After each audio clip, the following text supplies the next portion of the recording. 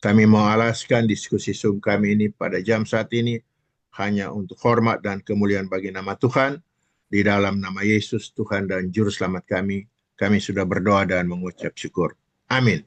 Amin. Kita akan bahas Tritunggal ya, yang sebagai dasar aja.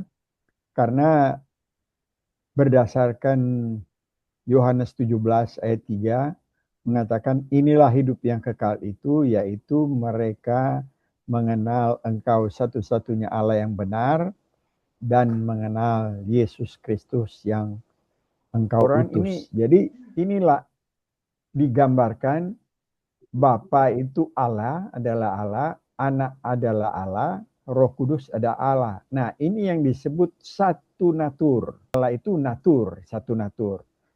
Tetapi terdiri dari 3 pribadi. Bapa bukan anak, anak bukan Roh Kudus bukan Bapa, dan Bapa bukan Roh Kudus. Tetapi disatukan menjadi satu semua Allah. Nah, ini gambar yang klasik tetapi dipakai oleh banyak gereja ya untuk menggambarkan yang mana Allah Tritunggal itu satu natur, yaitu Allah, tapi 3 pribadi. Dan ini repotnya tidak ada analogi di dalam dunia ini. Sehingga kita tidak bisa menangkap secara utuh. Cuma ya kita akan melihat di pelajaran berikut ini ya. Apa sih artinya satu natur, ini Allah dan 3 pribadi. Satu Allah yang 3 pribadi. Jadi ini unik, tidak ada duanya. Nah, kenapa ini kok bisa begini? Karena itu yang dinyatakan di Alkitab. Jadi natur itu ada yang memberikan definisi, ini sifat dasar yang khas yang dimiliki bersama.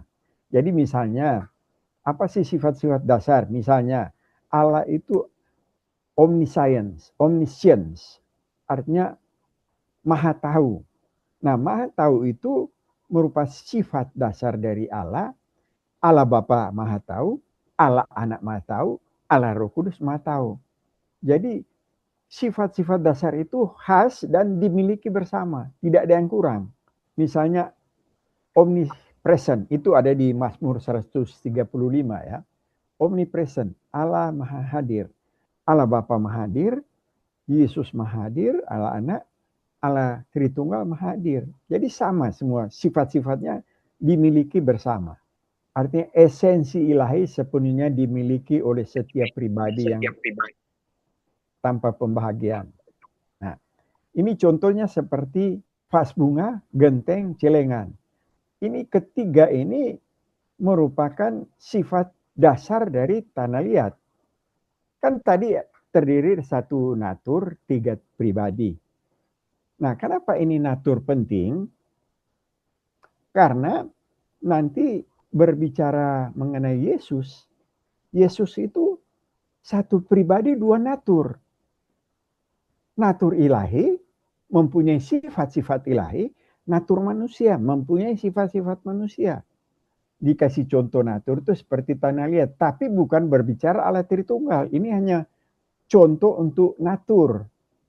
Esensi ilahi sepenuhnya dimiliki oleh setiap pribadi tanpa pembagian. Jadi Allah adalah kasih, Allah Bapa kasih, Allah Anak kasih, Roh Kudus kasih. Itu sifat dasar.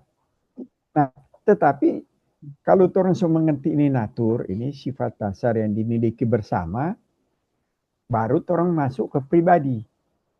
Pribadi ini ada terdiri dari 4 ya, ada teolog membuat bagi 4 ya, pribadi Allah Tritunggal. Ya. Jadi yang pertama ini pribadi adalah relasional. Jadi antara Allah Bapa, Allah Anak, Allah Roh Kudus itu ada relasi bersama. Nah, ternyata mereka bagi 2 relasinya. Relasi di dalam kekekalan dan relasi di dalam karya. Nah, relasi di dalam kekekalan pakai bahasa manusia ya. Unbegotten artinya tidak dilahirkan, Bapa itu tidak dilahirkan. Anak itu dilahirkan. Kita baca Yohanes 3 ayat 16, Yohanes 3 sampai ini BNP hari ulang tahun nih. Karena begitu besar kasih Allah akan dunia ini sehingga ia telah mengaruniakan anaknya yang tunggal. Ini begotten son. Nah, kemarin kan begotten apa artinya? Begotten banyak orang bilang kan kok Allah melahirkan siapa ibunya? Padahal ini begotten istilah monogenes. Monogenes ini mono only, genes itu artinya unik. Jadi satu-satu unik, tidak ada yang lain. Jadi setara dengan Allah, anak yang tunggal. Jadi kalau orang bukan bahasa biologis ya, bukan, itu merupakan setara dengan Allah. Baru ini yang Roh Kudus ini proceed from, itu keluar dari Bapa. Itu yang orang baca kemarin di Yohanes 15 ayat 26. Jikalau penghibur yang akan ku putus dari Bapa datang, yaitu Roh kebenaran yang keluar dari Bapa. Ini hakikat dengan Allah Bapa dan Allah Roh Kudus. Cuma istilah bahasanya aja, bahasa Alkitab yang supaya dimengerti manusia bisa dibedakan. Nah, ini secara kekekalan mereka tiga ini, itu sebabnya dibilang Allah itu kasih. Nah, kalau Allah kasih kalau cuma satu, bagaimana sebelum semua dijadikan? Bagaimana Allah kasih? Allah kasih kepada siapa? Tapi karena Allah itu Allah Tritunggal, sebelum semua dijadikan, Allah Bapa mengasihi anak, Allah anak mengasihi Roh Kudus mengasihi Allah Bapa, itu sebaliknya. Itu sebabnya disebut relasional, saling mengasihi. Ini secara kekekalan dan sederajat. Tidak ada yang lebih tinggi, tidak ada yang lebih rendah. Nah, istilahnya aja ini tidak dilahirkan Allah Bapa, Allah anak di anak yang tunggal itu unik tetapi sederajat dengan Allah Bapa untuk dibedakan. Ini keluar dari Allah Bapa yang Tuhan Yesus bilang akan diutus ke dunia ini, keluar dari Bapa, itu menyatakan hubungan yang setara dengan Allah Bapa. Itu secara kekekalan. Ini relasi secara relasi asal ya. Tetapi di dalam karya kepada manusia, ini disebut relasi ekonomis. Nah, disinilah yang ordonya berbeda. Karena di dalam karya, Allah Bapa di dalam penciptaan, Allah Bapa mencipta, Roh Kudus yang melayang-layang untuk merangkai ciptaan, baru firman, Allah Bapa berfirman, jadilah ini, jadilah ini, jadilah ini. Nah, itu digambarkan Allah anak, itu di penciptaan. Di pemeliharaan setelah jatuh di dalam dosa, tiga pribadi ini memelihara orang-orang yang akan dipilih oleh Tuhan. Jadi walaupun terjadi peperangan dengan iblis, nah itu sebabnya di Kejadian 3:15 Allah mengatakan, aku akan mengadakan permusuhan. Karena begitu jatuh dalam dosa, ini sudah dikuasai oleh iblis. Karena sudah jatuh dalam dosa.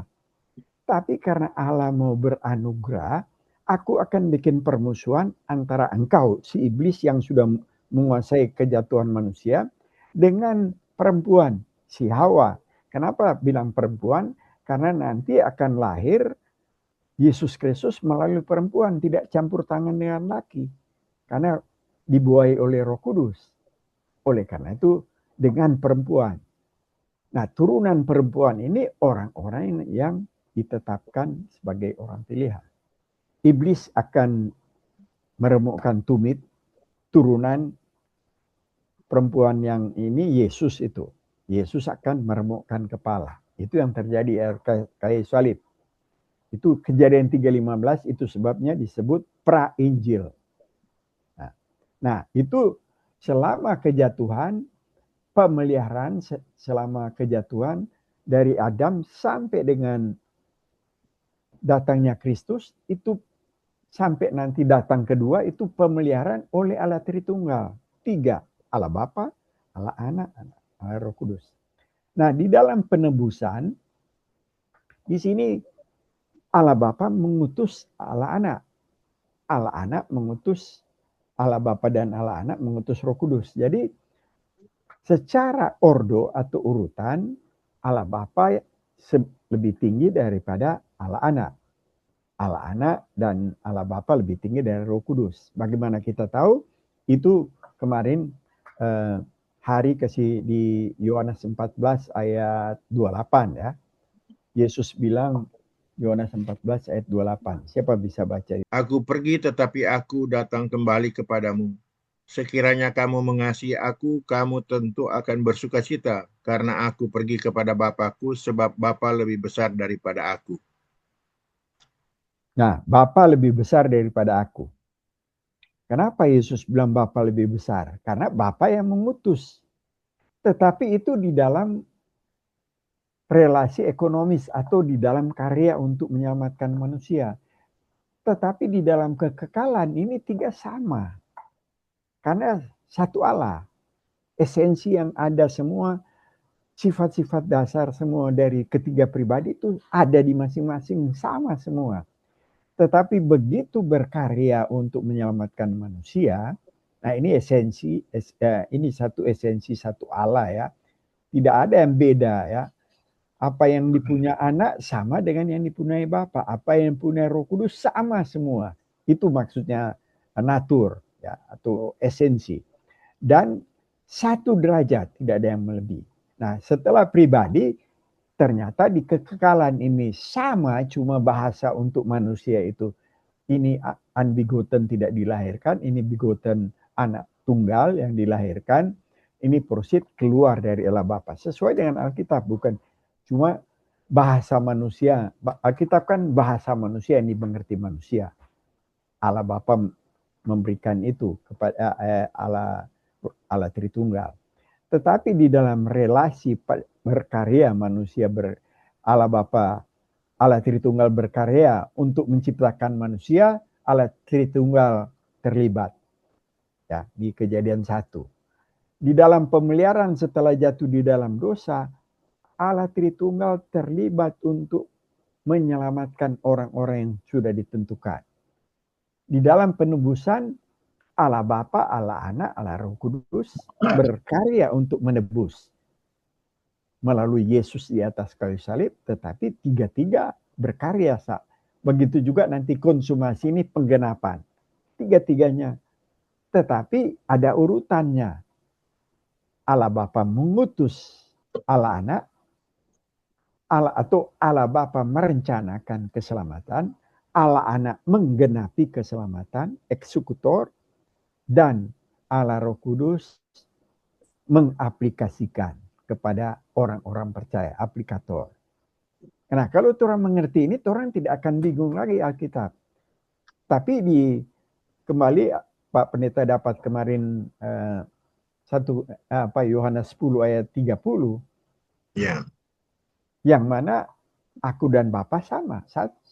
Baru waktu Filipus tanya di ayat di Yohanes 14, Yohanes tunjukkan Bapa itu, Yesus bilang, kamu telah lihat aku sama dengan melihat Bapa. Jadi itu menunjukkan yang di kekekalan. Tetapi pada waktu Yesus bilang Bapa lebih besar, itu penciptaan. Relasi ekonomis. Jadi ini cuma bahasa untuk manusia mengerti. Tetapi yang paling penting Allah Tritunggal itu sederajat. Nah, persekutuan artinya ini apa? Ternyata ada kesatuan dan keragaman. Itu yang digambar tadi. Kesatuannya Allah. Keragaman pribadi. Ya, ini kesatuan. Merupakan kesatuan Allah ya. Sifat-sifat yang sama. Tetapi ada keragaman. Bapa lain dengan anak, anak lain dengan Roh Kudus. Ya, karena pribadinya beda. Nah, ini merupakan keragaman. Itu yang disebut unity dan diversity. Dan di dalam dunia ciptaan ini ternyata unity dan diversity juga.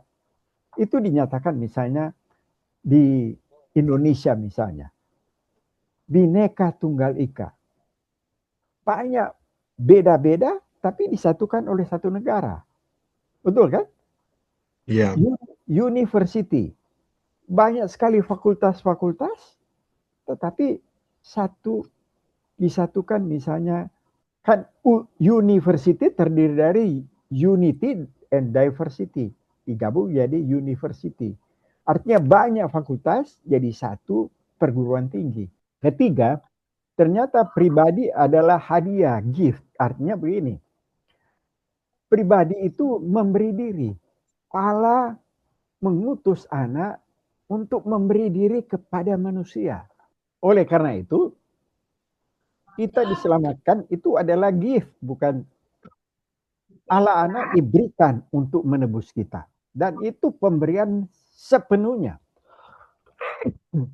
Oleh karena itu, kita yang diselamatkan diberikan keselamatan.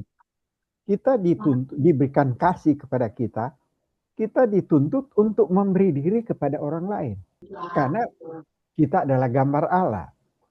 Dan merupakan apa yang kemarin masterpiece-nya Allah. Salah satu untuk kita lakukan adalah untuk memberi diri. Karena contoh daripada Allah Tritunggal, memberi diri. Allah Bapa dengan begitu besar memberikan Allah Anak. Dengan sepenuhnya ya. Baru Allah Anak mengutus dan Allah Bapa mengutus Roh Kudus. Kita semua punya Roh Kudus. Kenapa Roh Kudus yang Allah yang hadir mau tinggal bersama kita? Itu kan memberi diri. Jadi di pribadi ada kesesuaian antara natur dan pribadi. Kesesuaiannya ada 3 ya. Pertama rasional. Allah itu Allah Bapa rasional, Allah Anak rasional, Allah. Kemudian ada komunikasi. Berkomunikasi Allah Bapa berkomunikasi sama Allah Anak, anak-anak. Baru ada kasih. Nah, 3 itu yang kesesuaian ya. Nah, itu nanti berikut barangkali dilengkapi. Ada 3 itu. Jadi itulah pribadi. Yang disebut pribadi ada 4 ya.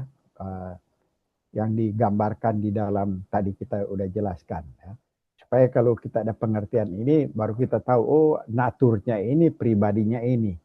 Jadi tadi kan Allah Tritunggal terdiri dari satu natur, 3 pribadi. Nah, ini 3 rumusan penting tentang Tritunggal. Diuraikan jadi 3 ya. Allah kita 3 pribadi. Yang tadi gambarnya ya. Setiap pribadi sepenuhnya Allah.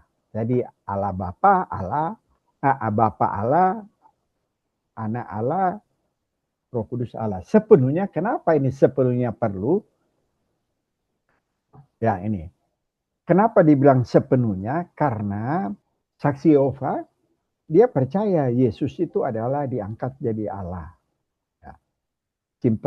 Ciptaan pertama yang jadi Allah. Tetapi tidak sepenuhnya Allah. Kalau Erastus Sabdono bilang Allah minor. Tidak sepenuhnya.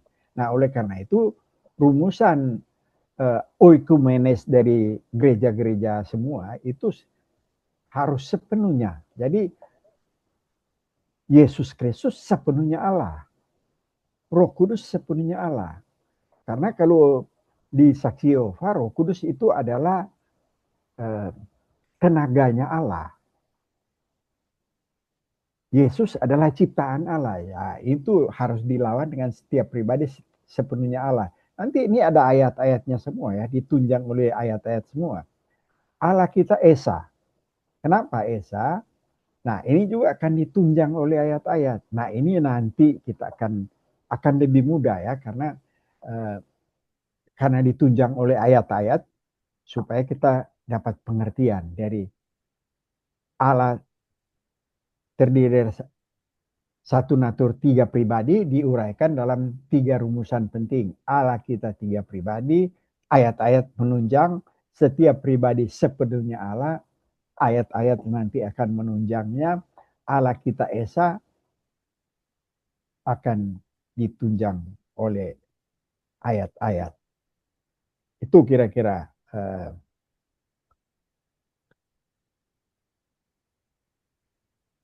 Misalnya Allah kita Esa ya, kita ambil contoh waktu Yakobus 2 ayat 19. Siapa bisa baca Yakobus 2 ayat 19? Contoh aja ini, nanti berikut akan diuraikan. Yakobus 2 ayat 19. Engkau percaya bahwa hanya ada satu Allah saja, itu banyak. Setan-setan pun juga percaya akan hal itu, mereka juga. Nah, engkau percaya, siapapun percaya Allah itu satu. Itu baik. Tetapi setan pun percaya. tapi gemetar. Jadi itu Allah satu. Sama misalnya di Ulangan 6 ayat berapa? Ayat 5. 4 dan 5. Dengarlah hai Israel, Tuhan itu Allah kita, Tuhan itu Esa. Kasihilah Tuhan Allahmu dengan segenap hatimu dan dengan segenap jiwamu dan dengan segenap kekuatanmu. Dengarlah, itu Shema kalau bahasa Ibrani ya. Nah, Shema ini terkenal sekali. Allah kita Esa. Ternyata Esa ini Allah menjadi esensi satu natur. Tetapi di dalam sebenarnya perjanjian lama ada, tapi masih samar-samar. Nanti di perjanjian baru dinyatakan tuh Allah Bapa, Allah Anak, Allah Roh Kudus. Tapi kalau Allah itu bisa masuk akal kita, itu bukan Allah. Karena Allah maha kuasa kan. Bagaimana ciptaan bisa mengerti secara total siapa itu Allah. Tapi apa yang dinyatakan di Alkitab, itu yang kita bisa mengerti. Yesus itu satu pribadi, dua natur. Terbalik kan, ini satu natur, tiga pribadi. Tapi begitu Yesus satu natur, satu pribadi, dua natur. Nah, kenapa dua natur? Karena Allah yang datang mengambil rupa manusia kan Allah tidak bisa berubah kan. Nah, itu natur ilahi tetap ada. Tetapi ditambahkan dengan natur manusia. Nah, itu sebabnya dua natur. Tapi di dalam satu pribadi, Yesus. Karena kalau bilang dua pribadi, itu bahaya. Schizophrenia kan. Tapi berikutnya nanti diulang lagi ini yang pengantar yang ini baru dimasukkan tuh tiga prinsip ini dengan ditunjang ayat-ayat supaya betul-betul kita ada pengertian, supaya begitu ada orang tanya kok Allah itu, Yesus bilang Bapa lebih besar. Kita sudah tahu kan. Oh, itu karya.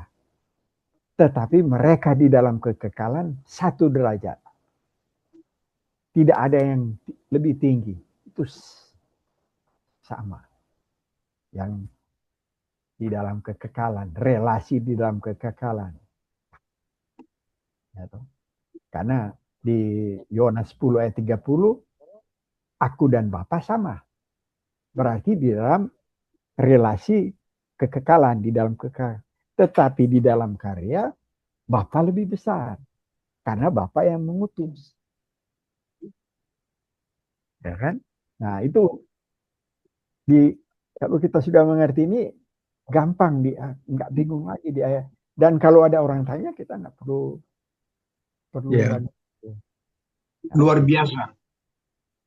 Luar biasa sebab apa ini? Cuman kembali lagi, kalau setua rupa kita susah sekali merangkai itu semua. Ini seolah-olah apa semua yang Roli jelaskan tentang Tritunggal ini adalah rumusan kunci bagi mengerti semua ayat-ayat Alkitab. Betul. Kalau so tahu ini, gampang sekali terjemahkan tuh ayat-ayat yang susah. Iya, betul. Iya. Pak Pendeta tambahkan. Iya. Memang Allah menyadari juga bahwa kita manusia tidak dapat menyelami sedalam-dalamnya tentang Allah itu sendiri. Kata seperti di Ulangan 29 ayat 29. Tetapi Allah itu mengerti, dia memberikan kita sarana, dia memberikan kita instrumen, yaitu Alkitab, dengan bahasa manusia. Sehingga dengan kita mempelajari Alkitab, step by step, memang tidak bisa instan, kita dapat mulai memahami akan kebesaran Allah di dalam pribadinya, di dalam esensinya. Sehingga dengan demikian uraian yang kita dapatkan melalui Roli ini memang betul-betul memberikan kita sesuatu materi yang sangat kuat, sehingga ini merupakan landasan dasar keimanan kita untuk dapat memahami lebih jauh, lebih dalam, lebih luas bagaimana Allah itu di dalam eksistensinya, di dalam karyanya. Karena dengan demikian kita tidak akan pernah bingung mengapa Allah itu punya anak, kenapa ada roh, sehingga kita selalu dicap bahwa orang Kristen itu punya 3 Tuhan. Tidak demikian. Kalau kita sudah memahami seperti apa yang diuraikan, kita dapat melihat step by step-nya itu. Kita dapat lebih memahami, dapat lebih menerima pengertian yang sebenarnya sulit bagi orang lain, tetapi bagi kita menjadi lebih sederhana dan kita bisa menempatkan diri untuk lebih tahu siapa Allah itu di dalam kehidupan kita. Apa fungsi-fungsinya, bagaimana peranannya, bagaimana keberadaannya. Nah, dengan demikian kita dapat melihat bahwa dari sana kita bisa menyaksikan, oh tidak demikian kalau orang mengatakan bahwa orang Kristen itu 3 Tuhan. Karena memang kebodohan manusia itu yang membuat mereka lebih terperosok. Tetapi bagi kita merasa bersuka cita karena hikmat daripada Allah itulah yang dilimpahkan kepada kita. Untuk kita dapat menerima secara manusia dengan akal kita yang begitu sempit, tetapi kita oleh pimpinan Roh Kudus kita dibukakan dan kita bisa menerima dan bisa mengerti. Ya. Allah itu sungguh luar biasa. Dia sadar Musa aja untuk mendekati Allah waktu semak-semak terbakar itu, dia bilang, jangan dekat-dekat. Ini karena kalau kamu dekat kamu mati. Jadi Musa pun untuk mendekati Allah waktu itu dia harus menanggalkan kasutnya, menanggalkan segala sesuatu. Karena Allah itu tidak dapat dijamah oleh manusia secara fisik. Karena Allah terlalu kudus, terlalu mulia. Oleh sebab itu Allah tahu bahwa Allah harus memberikan sarana untuk bagaimana manusia dapat memahami Allah itu sebenarnya. Kita bersyukur bahwa Roli merangkul dari beberapa pemahaman dari para doktor-doktor teolog dan disederhanakan. Jadi luar biasa, kita juga sudah S3 sebetulnya. Lagi kuliah-kuliah S3 sebetulnya. Jadi ya kita bersyukur melalui apa yang diberikan oleh Roli itu menambahkan kita kasana, menambahkan kita pengetahuan, wawasan yang begitu luas. Dan kita dengan begitu kita lebih bersyukur kepada Tuhan. Karena sampai dengan umur kita sekarang ini, kita diberi kesempatan untuk mengerti lebih jauh, lebih dalam, lebih luas siapa Allah itu sebetulnya.